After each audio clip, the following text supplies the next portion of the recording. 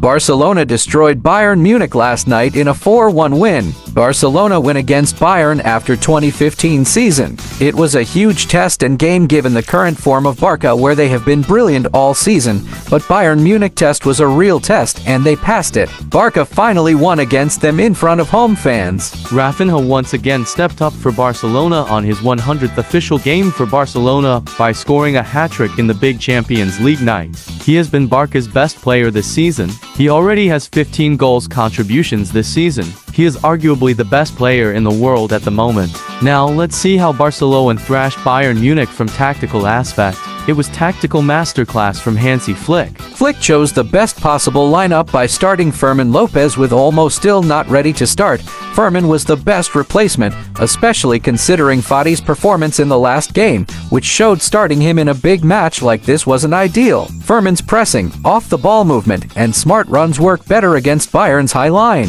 First 15-20 minutes of the game where we struggled so hard and Bayern played better. Then the rest of the game we improved. Despite scoring an early goal, our first 15-20 minutes were really poor. Our pressing structure was easily countered. Usually, in our pressing system, the fullbacks bailed and counter-pressed the opponent's fullbacks, while our CBs cover for them. But with Bayern's wingers playing very wide, it became difficult for Ego or Cubarsi to cover without leaving huge gaps in defense. This same issue happened against Sevilla, and the solution was Casado dropping between the CBs, allowing them to cover wide. Casado had to mark Kane, who often dropped deep to support Bayern's build-up. When we tried to have Pedri do that role and drop between the CBs to allow them to go wide, it left Lamine free, which was the action that led to Bayern's first goal, by the way. On top of the fact that Bayern were very comfortable in build-up and beating our press easily, our defense was also to compact centrally, likely Flick's idea to close central gaps against company,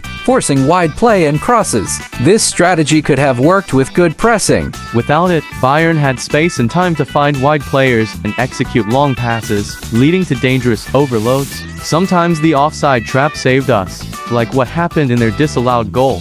But Bayern's equalizer was clearly coming with the way we were playing. These poor opening minutes weren't just down to bad defending. We also struggled miserably in build-up against Bayern's intense pressing. Flick's idea was clear to have Louis drop deep and Yamal moving centrally in the build-up. The goal was to get the ball to Louis so one of Kim or Upamecano would follow him, leaving a gap in Bayern's defense that either Fermin or Raphinha, our best runners, could exploit. Louis' task was to get the ball to Yamal or Pedri, who could find the right pass to the runner. And when we tried to build from wide areas, Count and Bale found little support since everyone else was focused on executing Flick's central attacking ideas. And it was hard for Count or Bale to get the ball directly to Louis again, like what happened in the first goal. Bayern's equalizer served as a wake-up call for Flick and his team, leading to significant tactical adjustments after that goal. The first major change was in our pressing strategy. Flick abandoned the man-to-man pressing system when the play goes wide, realizing that Bayern was constantly creating numerical advantages.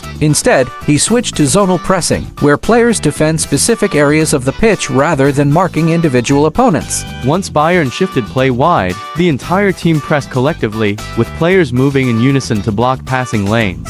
This zonal approach is better against teams that involve a lot of players in build-up, covering more space efficiently and making it harder for overloads. While this didn't make our pressing flawless, Bayern still managed to bypass it a couple of times. It was a clear improvement. We looked far less vulnerable defensively, and the team was slightly less compact in the second half, which helped reduce the gaps on the wings. Barca bypassed Bayern's high press, in which the key was becoming more flexible in the build-up. Instead of focusing solely on building through the center to Lewandowski and Yamal, we started using wide areas more effectively. Count and Bale received the ball with much better passing options this time, as one of the pivots or wingers made themselves available. Yamal, in particular, started supporting Count in the build-up. With his incredible ability in tight spaces, things improved significantly. Pedri and Casado were also pivotal in keeping possession and initiating counters after regaining the ball, even with Bayern's intense counter-pressing.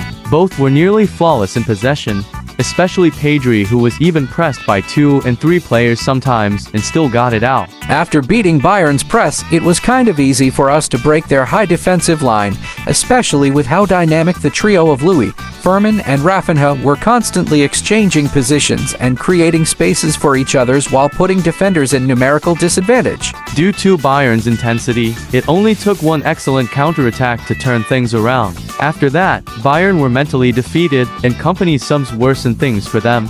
Flick's team, on the other hand, shifted to more ball control rather than going direct, and Frankie's introduction made it even easier. Company initially read the game better than Flick. He entered the match with tactics that countered Flick's approach. However, once Flick recognized the problems and mistakes his team was making, he adjusted quickly, especially after conceding the goal. From that moment on, Flick made a system change and played the game well. Company, on the other hand, had no true backup plan. The game was out of Company's control when Flick made those tactical changes, leaving him without an alternative solution. It was a total tactical battle, and Hansi Flick came out on top against Vincent Company. Now the biggest game in the world, El Clasico, is going to be played on Saturday night.